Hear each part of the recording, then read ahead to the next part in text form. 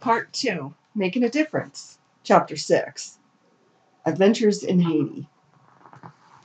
Just before the coup, before Hope Alive was established, political attention political tension was mounting while Frank and I were visiting. It was just weeks prior to when Haiti's first democratically elected president Aristide was overthrown. An escape route was planned at the mission in the event we were trapped should a coup occur. If it would be in the middle of the night, we'd have our shoes next to our bed, our passports in hand, and we'd all meet at a designated place. We'd find our way through the village to the bay where a small boat waited for us, and we'd paddle to where we'd expect to meet the American Coast Guard. We actually practiced the drill. Thank God we never needed to execute this plan.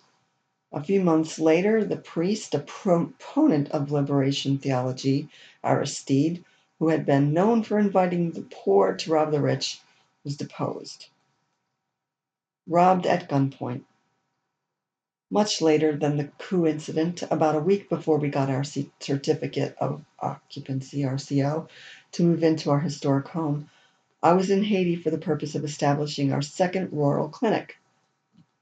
A professional, well-educated Haitian friend often accompanied me from the States to her homeland. Well-versed in her culture, she was my security guard, my confidant, my interpreter, and one of my dearest friends. God's work was serious business to her, and I pray she is rewarded generously. My friend missed her firstborn's high school graduation to accompany me on this particular important mission in Haiti. After her friends picked us up at the Port-au-Prince airport, we got stuck in some traffic. Hearing the thud, thud, thud, I looked up to see a gun tapping on my window. On demand, the driver opened the window and we buckled under his threat by giving him our possessions. I surrendered my purse with my passport, 500 US dollars, and my return airline ticket. More savvy than me, my Haitian friend did not give up her passport or her airline ticket. Satisfied, the thief left us unharmed but quite shaken. Although 9/11, which was September the 11th, 2001, that attack had happened 9 months prior, attaining a new passport was somewhat easier than the process would soon become. Security laws from that tragedy had not yet gone into effect. Instead of going as planned to our new rural clinic on the other side of the island, we spent every day traveling back and forth to the capital city of Port-au-Prince to acquire my new passport and to retrieve a copy of my return plane ticket before the electronic days. Well, God remained faithful. In spite of the enemy's attempt to thwart our mission, without physically traveling to the rural areas of Haiti as planned, I was able to hold meetings and accomplish all my intended work that I had planned to do on that visit. We safely returned home, then hosted the family reunion I talked about a few chapters back. Pickup truck.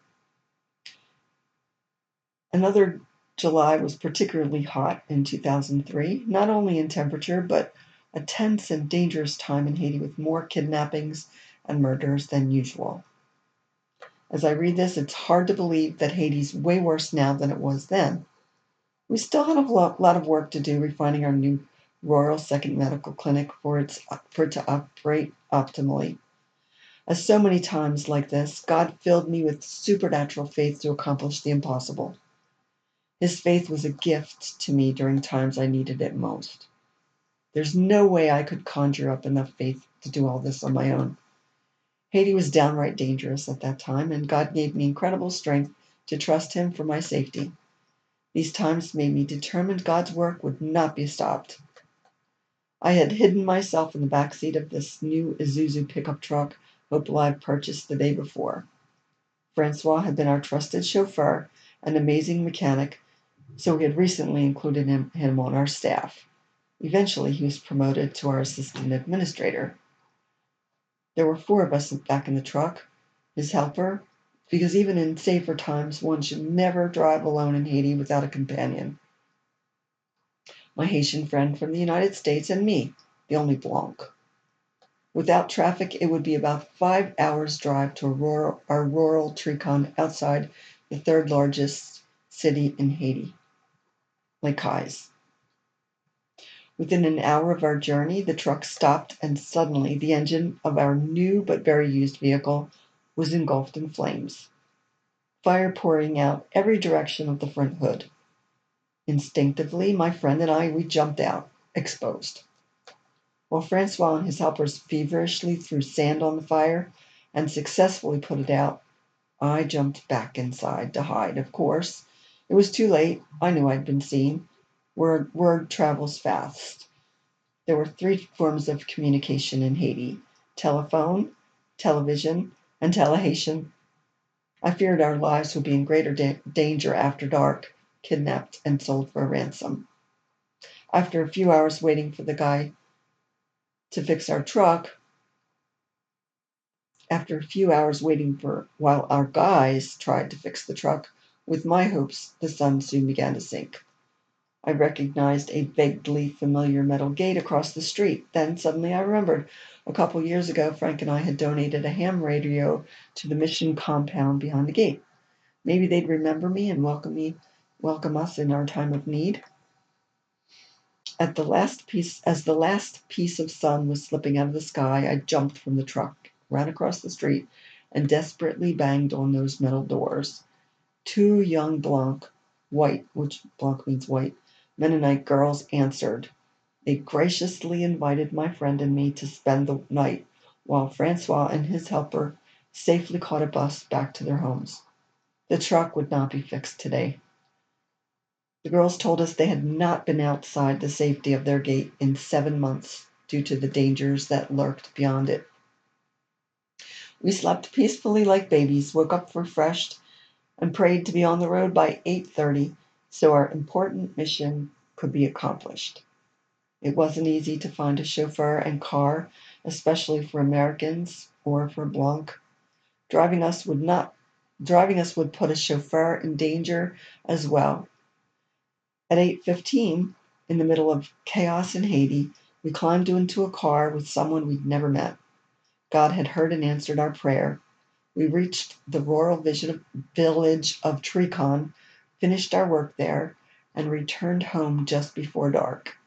It would be weeks later, but Francois was able to fix our first vehicle in Haiti, our new but very old Isuzu pickup truck. The stories of how we got our other vehicles in Haiti are also very interesting. The Jeep. Our youngest daughter spoke at our church how she'd seen Haitian children wearing plastic bottles tied to their feet because they didn't have shoes.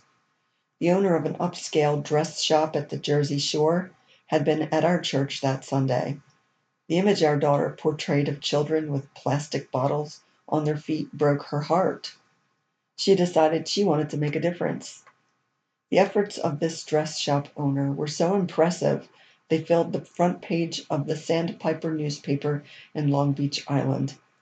During her busy summer season in 2009, if you donated a pair of shoes to Hope Alive, she gave you a significant discount to buy one of her dresses. That fall, dozens of volunteers helped us sort and pack the shoes this wonderful woman had collected.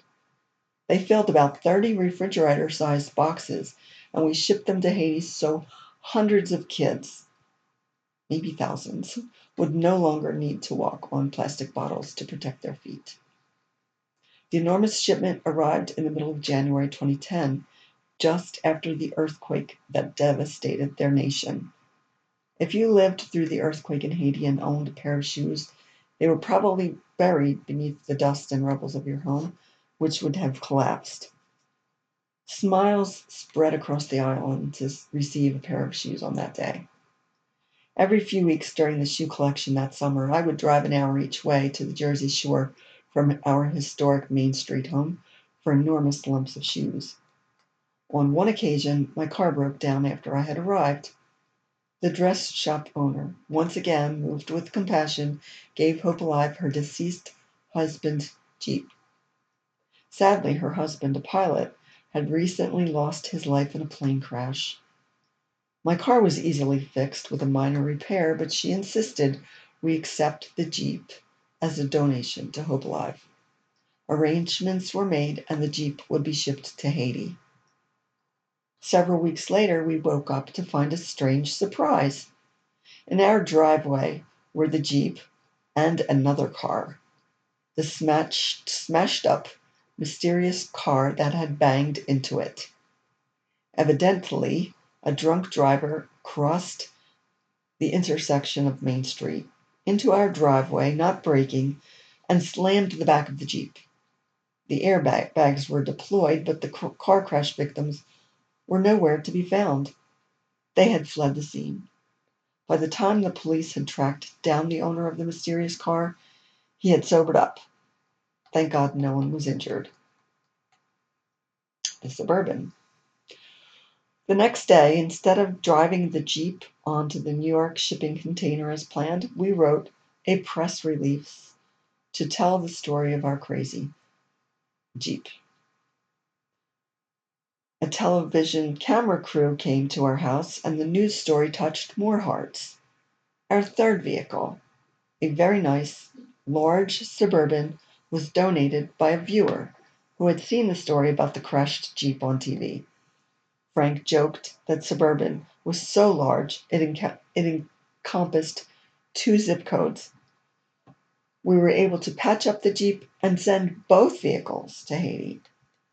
Clifford. A few years later, we acquired and sent a 15-passenger van named Clifford. All 4 vehicles have been a tremendous blessing. Malaria, dengue fever.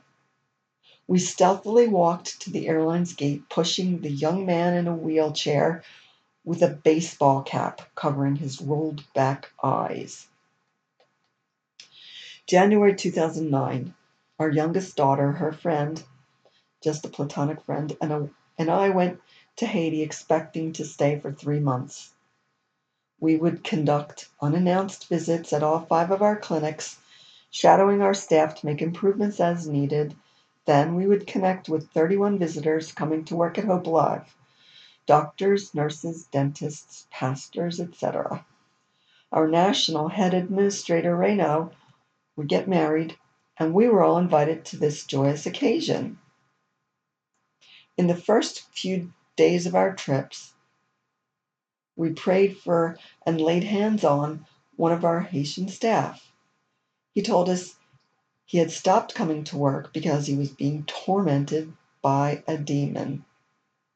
After all I had seen in my life, I knew demons were real, but I thought he was making an excuse for not showing up to work. I later wondered if laying hands on this guy was unwise. The next morning, we were in an extremely remote area when our daughter's friend, who was not an epileptic, began having grand mal seizures. His eyes rolled back and into his head, and he was unresponsive. He sort of would come out of it only to go into another one. These episodes would continue back to back for days. We took him to the best hospital in one of the bigger cities of Haiti, St. Mark, but it looked more like a war zone than a hospital. There was no medical equipment. There were no mattresses on the bed. It was only metal, no air conditioning, no medicine, and only one doctor. Upon seeing our daughter's friend, concerned stares sprung from every eye in the crowded emergency room, including the staff's. The doctor explained they were not equipped for his medical emergency, so we left. Our daughter was a champion, sitting with her friend throughout the frightful night, coercing him back from oblivion during his unending seizures. Before dawn, we would make our way to the Port-au-Prince airport, many hours away, and attempt to get him to a hospital in Miami. Next, we faced another challenge. You can't board an airplane leaving Haiti if you show any signs of being sick. We had bought 3 seats on a flight that was leaving at 6 the next evening. It was becoming increasingly more difficult to conceal the young man's seizures while waiting 12 hours at the airport. A Haitian doctor worked at the airport, was becoming quite persuasive. Our daughter's friend needed to see a Haitian neurologist. He was insistent her friend must leave the airport and he would drive him there. I was not comfortable with this, so I inquired about renting a helicopter to Miami. It would only cost $20,000. No, that wouldn't work. Next, I called the U.S. Embassy. The kind gentleman said, "You didn't hear me say this, but get him out of Haiti as soon as possible." God was in this. I took his advice. I walked into the office of a different airline. For some reason, everyone let me go into the front of the line. I purchased 3 additional tickets on a flight that was leaving in a half an hour. I hustled back to the infirmary, motioned to our daughter to grab her friend and follow me. She didn't know where they were going or why. Later, I realized she left some important things in that infirmary. The doctor, who was anxious to get the boy to the specialist doctor in Haiti, assumed that we would be right back. We stealthily walked into the airline's gate, pushing the young man in a wheelchair with a baseball cap covering his rolled back eyes.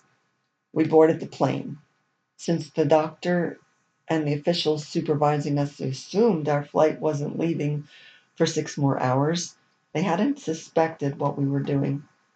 As we were boarding, we met a medical team of American doctors and explained our situation. They said they thought our daughter's friend had dengue fever, which is caused by mosquitoes. They instructed us to wait 20 minutes after we were in the air to ensure the plane could not return this medical emergency to Haiti. At that time, we should request the stewardess to ask if there was a doctor on board the plane. The plane ascended, and as the doctors suggested, 20 minutes into the flight, our daughter alerted the stewardess that her friend had a medical emergency. The stewardess was angry, and she did not request the help of any doctor. To her credit, however, when we landed in Miami, the 3 of us disembarked ahead of the other passengers, and we were met by an ambulance. The young man tested negative for both dengue fever and malaria, and after several days in the hospital, and after incurring over $70,000 of medical bills, the only conclusion that the medical professionals could suggest was our daughter's friend, who had no health insurance, may have experienced a drug reaction to mefloquine, which was a common medication he, as well as many other of our guests, took to prevent malaria. Or was there some sort of transference when we prayed for this man who said he stopped going to work because he was being bothered by demons? The jury is still out. Our daughter's friend fully recovered, and we were so grateful to God. She and I returned to Haiti a few weeks later and successfully completed our mission. Reno's beautiful bride looked stunning as she wore a wedding gown we brought for her. Our team of 31 had an outstandingly fruitful trip. In haste to leave the airport during our ordeal with her friend, as I had alluded to earlier, our daughter left her purse and her money and her driver's license in the airport of one of the most dangerous, corrupt cities in the world. It was found, she was tracked down, and it was returned to her complete 3 months later. Nothing was missing. God is good.